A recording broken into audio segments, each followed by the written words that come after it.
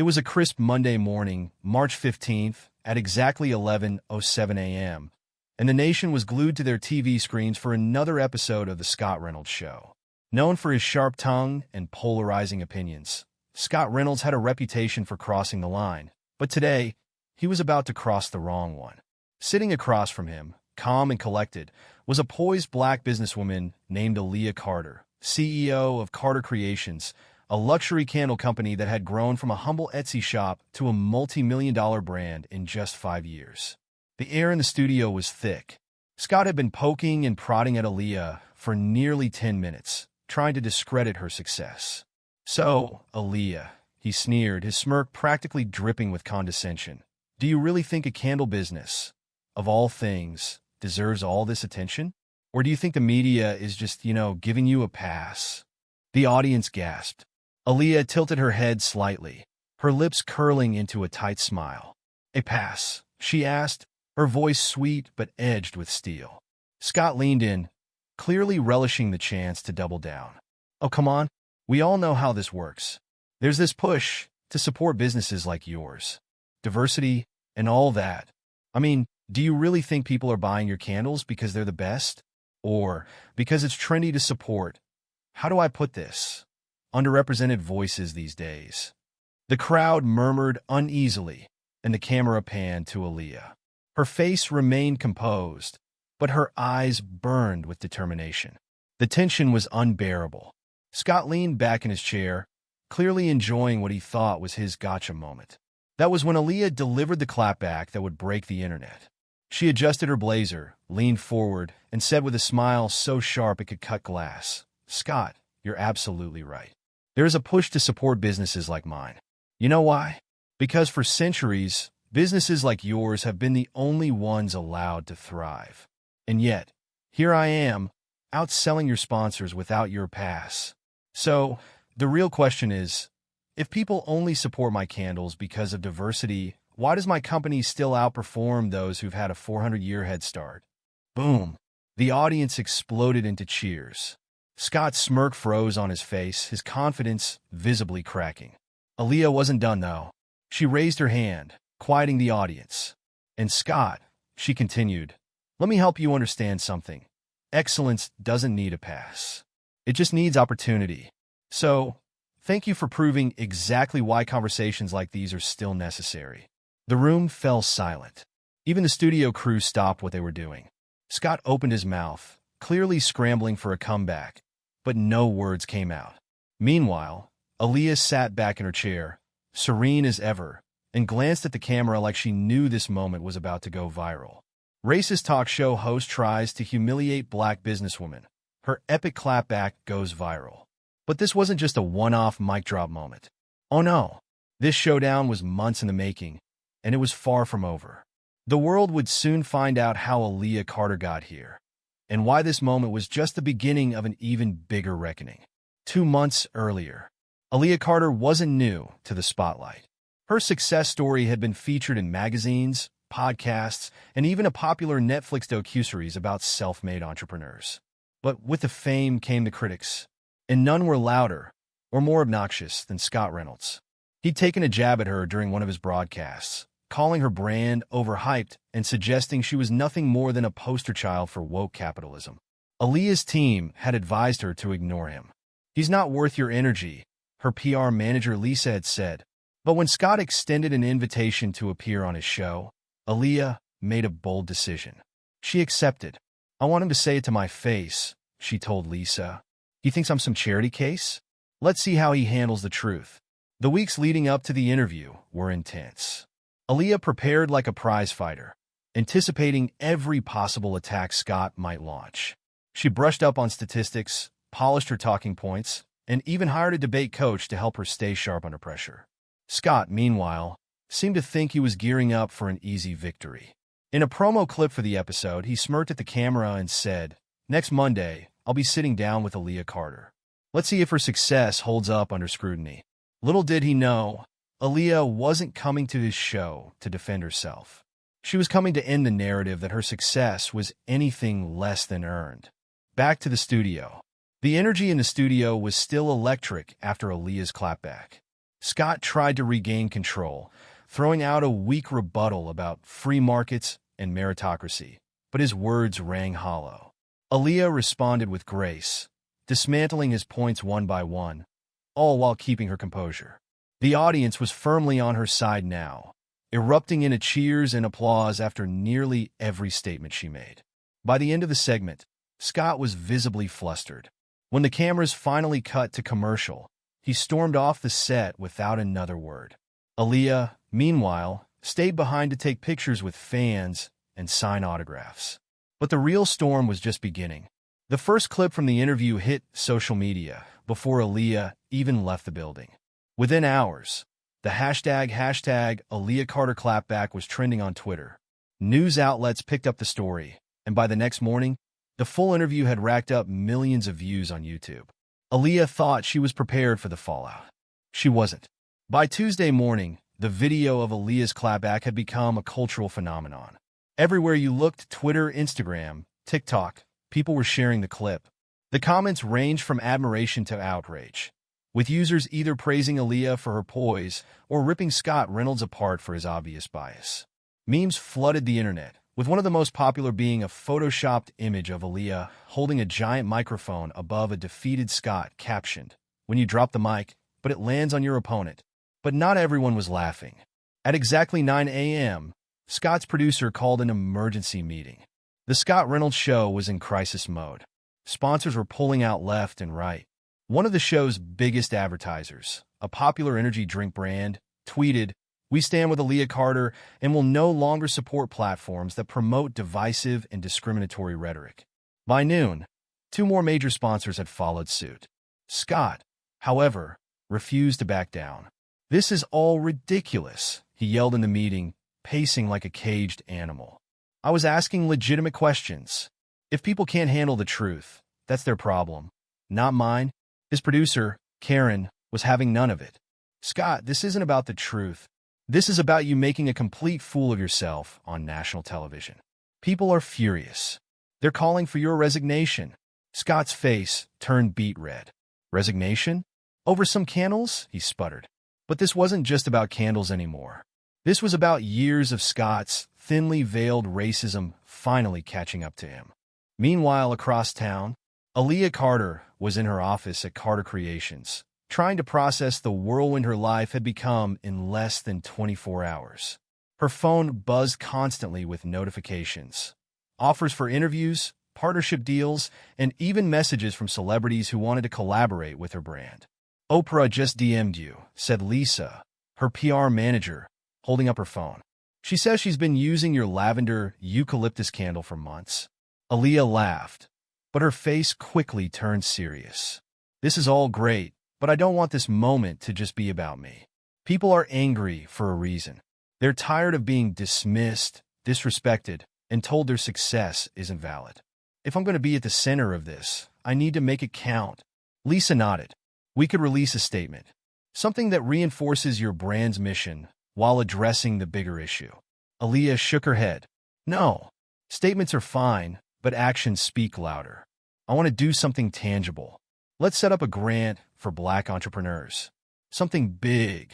Something that makes people realize we're not just talking about change. We're making it happen." Lisa's eyes widened. "That's brilliant. Let's make it happen." Back at the studio, Scott tried to put on a brave face for the next episode of his show, but the damage was done. The studio audience was noticeably smaller, and the energy in the room was tense. Even his longtime fans seemed to sense that the tide was turning. Midway through the broadcast, Scott addressed the controversy. "I want to make something very clear," he began, his voice oozing fake sincerity. "My comments during yesterday's interview were not intended to offend anyone. I was simply asking tough questions. If we can't have open dialogue in this country, then what's the point of free speech?" The response was swift and brutal. Social media exploded with reactions, calling his apology hollow and self-serving. A clip of him saying, "What's the point of free speech?" was quickly turned into a remix on TikTok, with users editing it into scenes of people shutting doors in his face or dumping his books into the trash. But the final blow came later that night, when the Daily Chronicle, a major news outlet, published a scathing exposé about Scott Reynolds. The article detailed years of racist remarks, sexist comments, and shady dealings behind the scenes. Former employees came forward, describing a toxic work environment where Scott regularly belittled staff and used his power to silence critics. By the end of the week, the writing was on the wall. Scott Reynolds was done. While Scott's career crumbled, Aaliyah's soared. The announcement of her new grant for Black entrepreneurs only added to her growing reputation as a trailblazer and advocate for change. Applications for the grant poured in, and within days, Aaliyah had secured additional funding from several major corporations eager to support the initiative. She also made her late-night debut on The Tonight Show, where she discussed her journey from struggling artist to CEO. When the host asked her about the infamous Scott Reynolds interview, she smiled and said, "Honestly, I didn't plan for it to go viral. I just spoke the truth. If that made people uncomfortable, maybe it's time we ask ourselves why." The audience erupted into applause. But then came the twist. Just as Aaliyah thought the dust was settling, she received an unexpected email. It was from an anonymous sender with the subject line, "You need to know this about Scott Reynolds." The message contained a link to a private video file. Aaliyah hesitated for a moment, her finger hovering over the mouse. Something about the email felt off, but curiosity got the better of her. She clicked the link. What she saw made her stomach drop. The video began with grainy footage, clearly recorded on a hidden camera. At first, Aaliyah couldn't quite make out what was happening. The setting looked like a private dinner or a small gathering, with a handful of well-dressed people seated around a long table. The timestamp in the corner of the video read December 3rd, 2022, just a few months before Scott's interview with her. Then, Scott's voice rang out, unmistakable even through the poor audio quality. He was laughing, but the laughter wasn't friendly, it was cruel, almost mocking. Aaliyah leaned forward in her chair, her heart pounding. She could sense something big was about to unfold. "I mean, come on," Scott said, raising a glass of what looked like whiskey. "These diversity hires, they're all the same. They think they're breaking barriers, but they're just playing the game we set up for them. It's hilarious." The room erupted in laughter. Aaliyah's stomach turned. Scott continued, clearly emboldened by his audience's reaction. "Take that Carter woman, for example. What's her name? Aaliyah? She's a perfect example. Candles? Really? That's her big claim to fame? The only reason anyone cares is because she's got the right look and the right sob story. If she were anyone else, no one would give a damn." Aaliyah paused the video, her hands trembling. Her first instinct was to close her laptop and pretend she hadn't seen it. But she couldn't. She had to know just how deep this went. She pressed play again. The video continued for another 3 minutes, each second more damning than the last. Scott and his companions openly mocked minority-owned businesses, calling them trendy charity cases and boasting about how they'd manipulated media narratives to maintain their own relevance. At one point, Scott even admitted to intentionally targeting successful Black entrepreneurs on a show because, as he put it, conflict sells. When the video ended, Aaliyah sat frozen in her chair. Her mind raced. Who had sent this? Why now? And, most importantly, what was she supposed to do with it? Aaliyah's phone buzzed, snapping her out of her thoughts. It was a text from Lisa, her PR manager. "Did you just get an email? I think someone's trying to send us something big. Call me ASV." Aaliyah quickly dialed Lisa's number. "You saw it too?" she asked as soon as Lisa picked up. "Yes. It's all over the place now," Lisa replied, her voice shaky. "Whoever sent it to you also sent it to every major news outlet. TMZ, BuzzFeed, even CNN. Scott's about to be in deeper trouble than he's ever been." Aaliyah's heart raced. "What do we do? Do we say something?" "Not yet," Lisa said firmly. "Right now, this is a PR minefield. If you respond too quickly, it could look like you're trying to pile on. But if you wait too long, it could seem like you're ignoring it. Let's watch how this unfolds for the next 24 hours. Trust me, the internet is about to explode." Lisa wasn't wrong. Within hours, the video was everywhere. Hashtags like hashtag expose Scott Reynolds and hashtag Scott Reynolds cancel party trended on Twitter. News anchors dissected every second of the footage, and social media users demanded answers from the talk show host and his network. Scott's initial response came in the form of a tweet. The video circulating online has been taken completely out of context. I have always been a champion of open dialogue and fairness. Don't believe everything you see. It was a weak attempt at damage control, and the public saw right through it. By the end of the day, Scott's tweet had over 100,000 quote tweets, most of them roasting him mercilessly.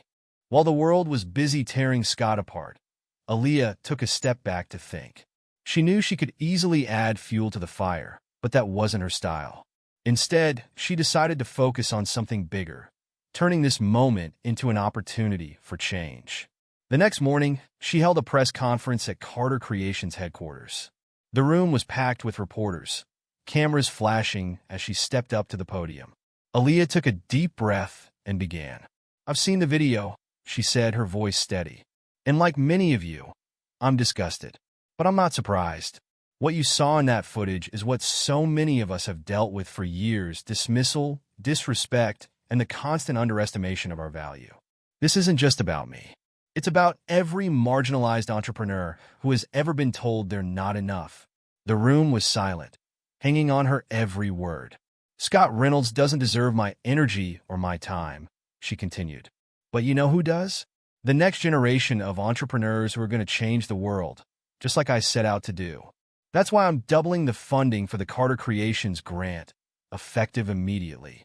The audience erupted into applause, and Aaliyah smiled, knowing she had taken control of the narrative once again.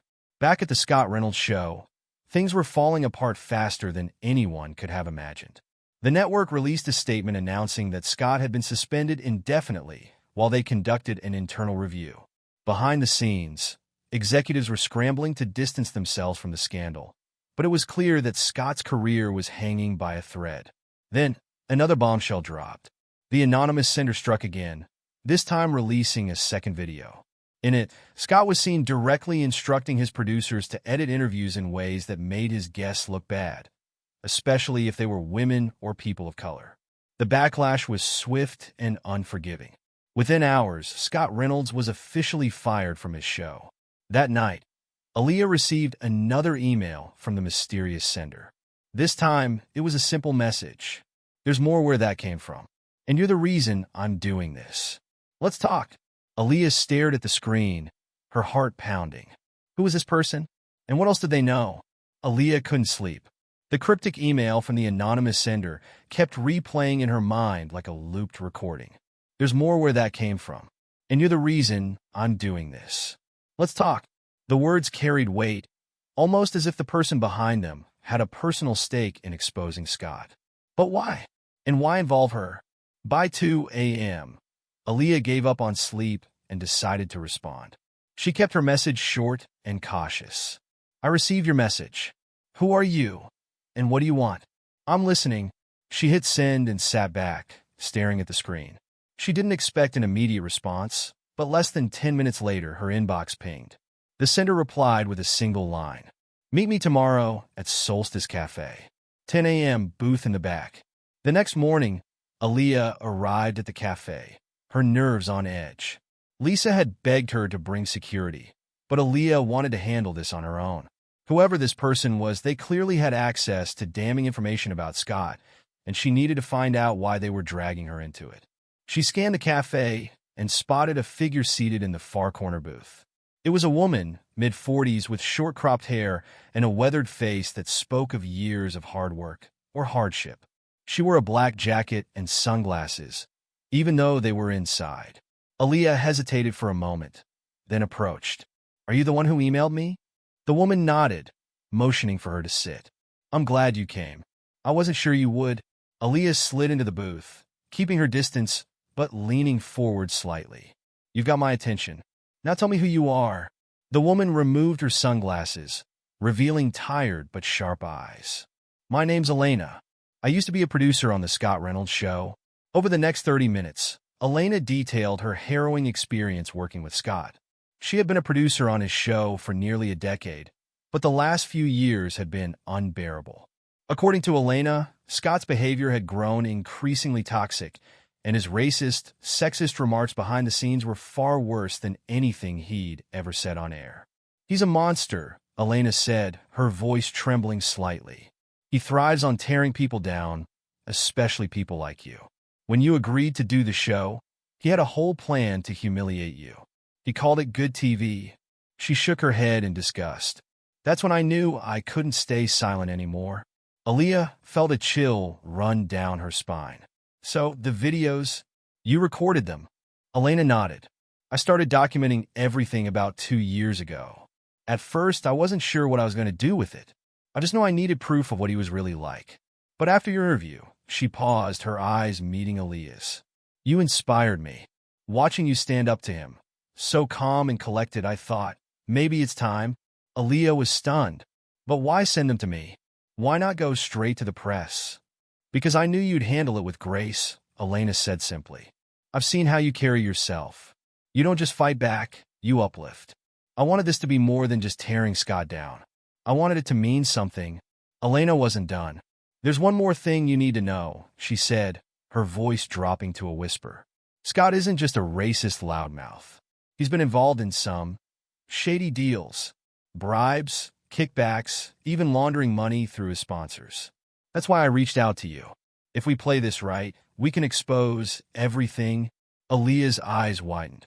Laundering money? Are you serious? Elena nodded. I have documents, emails, contracts, even audio recordings. But we need to be careful. If we release this the wrong way, it could backfire. Aaliyah leaned back, her mind racing. She had come to this meeting looking for answers. But now she was faced with a decision that could have massive consequences. So, what do we do? She asked finally. Elena reached in her bag and pulled out a thick folder. This is everything I've got. It's up to you now. You can take it to the authorities, the media, whoever you trust. But whatever you do, make it count. As Aaliyah left the cafe, the weight of the folder in her hands felt heavier than anything she'd ever carried.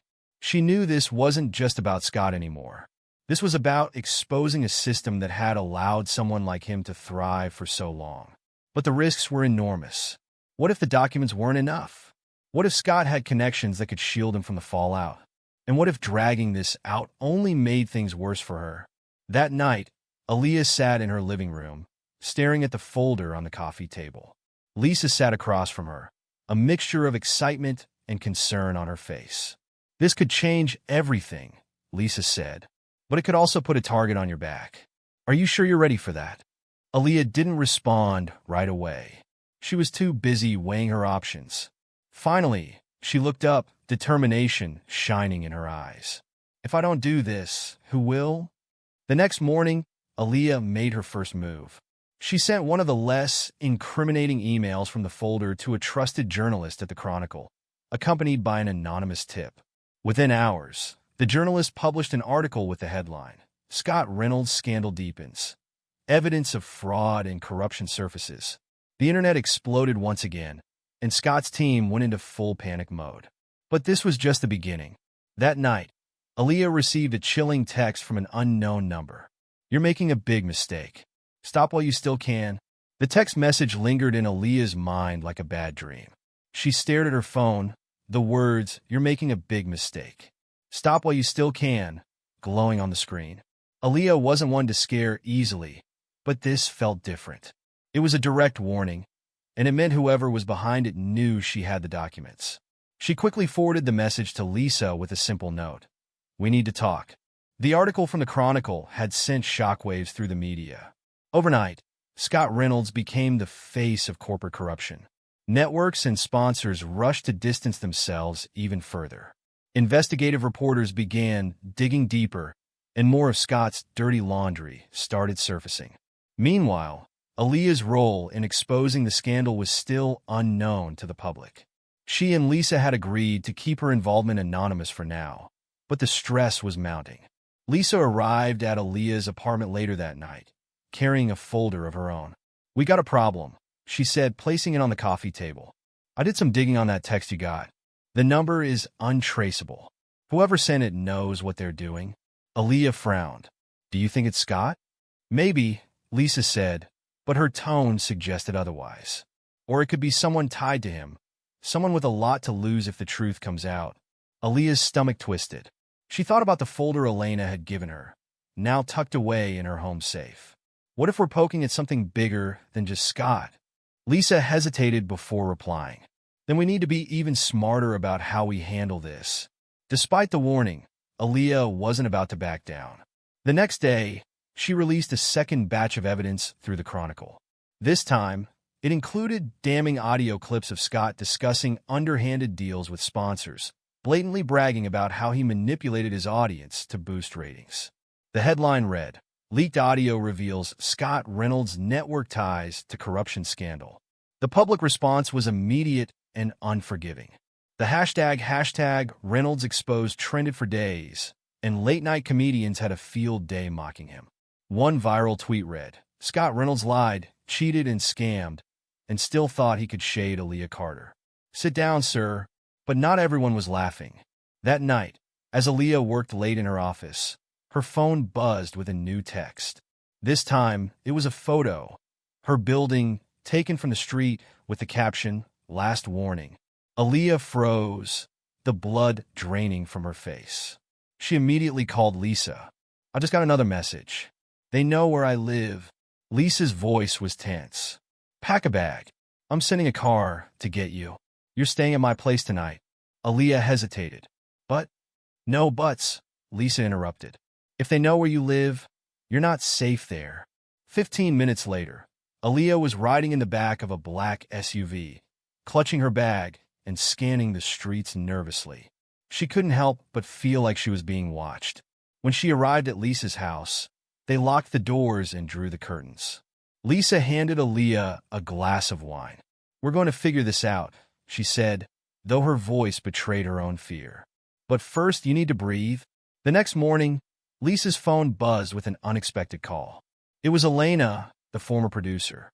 "I need to meet with Aaliyah," she said urgently. "Something's come up?" Lisa relayed the message, and a few hours later, the three women met in a quiet corner of a public park. Elena looked more frazzled than usual, her eyes darting around like she was expecting someone to jump out at any moment.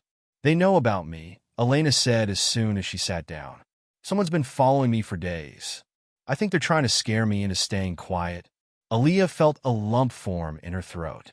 "Why didn't you tell us sooner?" "I didn't want to panic you," Elena said, wringing her hands. "But it's worse than I thought. I found something else in Scott's files. Something that explains why they're so desperate to keep this quiet." She handed Aaliyah a flash drive. "It's all on here. Bank transfers, shell companies, even links to politicians. Scott's just a pawn. There's a whole network behind him." Back at Lisa's house, Aaliyah plugged the flash drive into her laptop. What she found was even more damning than Elena had let on. The files detailed a sprawling web of corruption involving powerful figures in media, business, and even government. Scott had been a key player, using his platform to promote their interests while discrediting anyone who threatened to expose them. "This isn't just about Scott," Aaliyah said, her voice shaking. "This is a system, and if we expose it, we're taking on all of them." Lisa sat down beside her, her expression grim. "Which means they won't stop at threats?" That night, Aaliyah's worst fear came true. Around midnight, Lisa's house was plunged into darkness. The power had been cut. Aaliyah and Lisa froze, exchanging a glance of silent panic. Then they heard it, footsteps outside the window. Lisa grabbed her phone and dialed 911 while Aaliyah grabbed a heavy lamp, her heart pounding. The footsteps grew louder, circling the house. Then came the sound of glass shattering. "They're inside," Lisa whispered, her voice trembling. Aaliyah tightened her grip on the lamp, her pulse racing. She knew this wasn't just a scare tactic anymore. The sound of shattering glass pierced the silence like a gunshot. Aaliyah's instincts kicked in immediately. "Get behind me," she whispered to Lisa, gripping the lamp tightly. The two women crouched low, moving toward the kitchen where they had more room to maneuver. The house was eerily quiet now, save for the faint sound of footsteps on broken glass. Whoever had broken in wasn't in a rush, almost as if they wanted Aaliyah and Lisa to feel the weight of the moment. Lisa's phone buzzed in her hand. It was the 911 operator. She pressed it to her ear, whispering, "Someone's inside the house. Please hurry." Aaliyah glanced toward the hallway and saw a shadow moving closer. Her heart was pounding, her palms slick with sweat, but she refused to let fear paralyze her. If they wanted to silence her, they'd have to fight for it.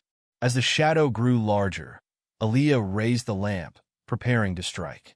The figure stepped into the kitchen, and for a split second, she froze. It wasn't just one person, it was two. Both were dressed in black, their faces obscured by masks. "Where is it?" one of them growled, their voice low and menacing. "We know you have it."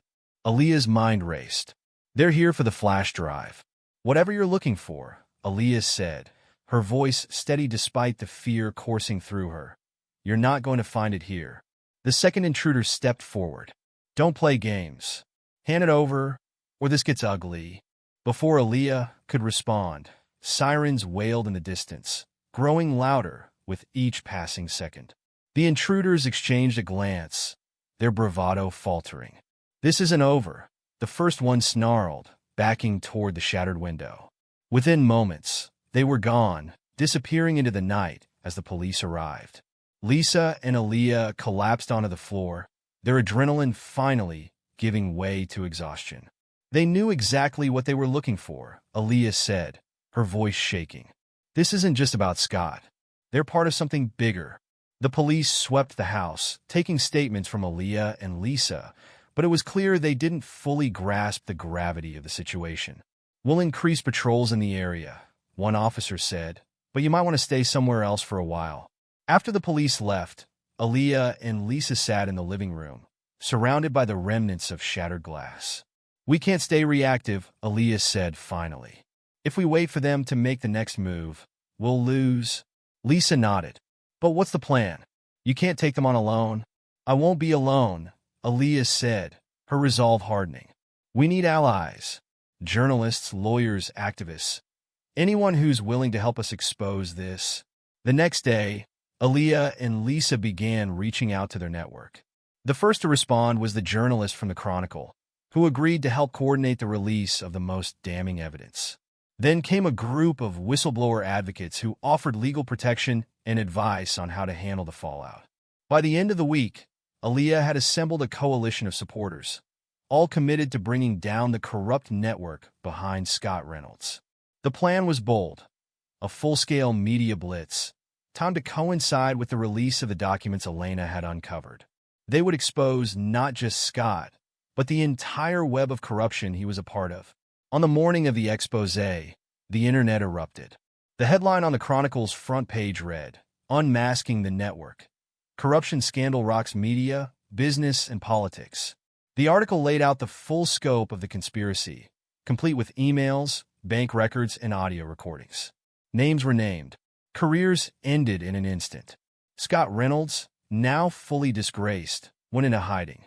But the backlash wasn't limited to him. Several high-ranking executives, politicians, and sponsors were implicated, and the public demanded accountability. For Aaliyah, the victory was bittersweet. The battle had taken a toll on her, emotionally, physically, and professionally. But as she stood before a crowd of reporters, addressing the nation for the first time since the story broke, she felt an overwhelming sense of purpose. "This was never about me," Aaliyah said, her voice steady and clear. "This was about exposing a system that thrives on silencing voices like mine. But today, we prove that no matter how powerful they seem, the truth is always stronger."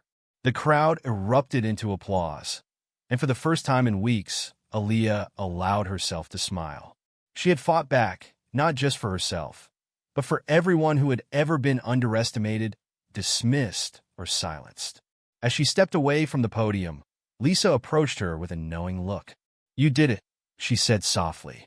"No," Aaliyah replied. "We did it." Months later, as Aaliyah was preparing for a speaking engagement, her phone buzzed with a new message. The sender's name was familiar, but it still sent a chill down her spine. Elena. The message read, "There's something else I need to tell you. Call me when you're alone." Aaliyah stared at the screen, her heart racing. What could possibly be left to uncover? Aaliyah sat frozen in her chair, staring at Elena's text.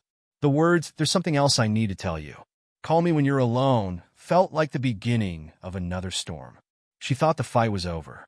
She had exposed Scott Reynolds, dismantled his network of corruption, and helped bring powerful players to justice. But this message, it hinted that the story wasn't finished. Aaliyah took a deep breath, her fingers hovering over her phone. She pressed the call button, her heartbeat echoing in her ears. Elena picked up almost immediately. "I didn't want to say this before," Elena began, her voice low and urgent, "because I wasn't sure if it mattered. But after everything that's happened, I can't keep this to myself anymore." Aaliyah's stomach churned. "What is it, Elena? Just tell me." There was a long pause on the other end of the line before Elena finally spoke. "Scott wasn't the mastermind." "What do you mean?" Aaliyah asked, her voice sharp. "Scott was a front," Elena explained. "Yes, he was corrupt, arrogant, and racist, but he wasn't smart enough to run this whole operation. The real power, the person pulling the strings, was someone higher up, someone untouchable." Aaliyah's breath caught in her throat. "Who?" "That's the thing," Elena replied. "I don't know exactly who it is, but I have leads. Names that show up in Scott's financial records and meeting logs. One of them kept popping up, a man named Victor Caldwell." "Victor Caldwell?" Aaliyah repeated. The name sounded vaguely familiar, but she couldn't place it. "Who is he?" Elena hesitated. "He's one of the wealthiest media moguls in the country. Owns multiple news networks, production companies, even some of the biggest social media platforms. If Scott was a pawn, Caldwell is the king." After the call ended, Aaliyah felt a familiar fire reignite within her. She wasn't just going to let this go. With Lisa's help, she began digging into Victor Caldwell. What they found was a maze of corporations, offshore accounts, and shadowy connections to politicians, lobbyists, and global business elites. Caldwell's influence was everywhere. Lisa looked up from her laptop, her face pale. "This guy is practically untouchable. He's got friends in high places, and his name is on nothing incriminating. He's built an empire designed to hide his tracks." Aaliyah wasn't deterred. Every empire has a weak spot. We just have to find it. A breakthrough came a week later when Elena sent Aaliyah another encrypted file. Inside was an old email exchange between Scott Reynolds and an anonymous account. The emails discussed payments, media strategies, and, most importantly, direct instructions for how to smear Aaliyah during her infamous interview. The sender signed the emails with a pseudonym, Kingmaker. "Elena thinks this Kingmaker is Caldwell," Lisa said, scrolling through the emails. "But we need more than this to tie it to him." As they pored over the file, Aaliyah noticed something unusual. One of the emails contained a single slip-up. The anonymous account had used a personal phrase, "It's just business, not personal," that Caldwell was known for using in interviews and speeches. "This is it," Aaliyah said, her voice tinged with excitement. "It's not a smoking gun, but it's close. If we can tie this phrase to Caldwell, we can expose him." Aaliyah, Lisa, and Elena devised a risky plan. They would confront Caldwell publicly, forcing him to either deny the accusations outright or slip up under pressure. But to do so, they needed a platform, and an audience big enough to ensure Caldwell couldn't dismiss them quietly.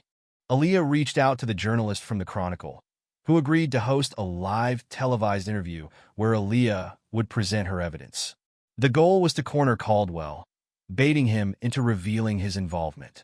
The interview was set for a primetime slot, and the buzz leading up to it was enormous. Social media lit up with speculation, and Caldwell's PR team released a statement dismissing the rumors as baseless conspiracy theories. On the night of the interview, millions tuned in. Aaliyah sat across from the journalist, calm and composed, as they reviewed the evidence she had uncovered. Then came the bombshell. She directly addressed Victor Caldwell, who was watching live from his estate. "Mr. Caldwell," Aaliyah said, looking directly into the camera, "we have emails, financial records, and testimonies that point to your involvement in one of the largest media corruption scandals of our time. If you're innocent, I invite you to come forward and clear your name." Minutes later, to everyone's shock, Caldwell called into the show. Caldwell's face appeared on the screen, his expression carefully neutral. "This is outrageous," he began. "I've never had any dealings with Scott Reynolds beyond professional courtesy. Your so-called evidence is circumstantial at best." Aaliyah didn't flinch. Then explain the phrase, "It's just business, not personal," which appears in emails directing Scott Reynolds to target me specifically. A phrase you've used in nearly every major interview you've given in the last 10 years. Caldwell's mask slipped for just a moment. A flicker of surprise, quickly replaced by a cold smile. "A coincidence," he said, but his voice lacked conviction. The journalist pressed him further, and Caldwell's frustration grew. "I've had enough of this nonsense," he snapped. "You people are determined to destroy reputations without proof. You won't win." But the damage was done. Caldwell's arrogance and defensiveness only fueled the public suspicion. Within hours, his name was trending worldwide, and calls for a deeper investigation into his empire grew louder. Over the next few weeks, whistleblowers began to come forward, emboldened by Aaliyah's bravery. More evidence surfaced, connecting Caldwell to a web of corruption that stretched far beyond Scott Reynolds. His empire began to crumble, piece by piece. For Aaliyah, it was a bittersweet victory. She had taken on a giant and won, but the fight had taken a toll. Yet, as she stood before another crowd, this time at a community event celebrating the grant program she had started for Black entrepreneurs, she realized something important. This wasn't just her victory. It was a victory for everyone who had ever been silenced, dismissed, or underestimated. Months later, as the dust finally began to settle, Aaliyah received one final email from Elena. It contained just 3 words. "You did it." Aaliyah smiled, closing her laptop. The battle was over, but the movement she had sparked was just beginning. And this time, there was no going back.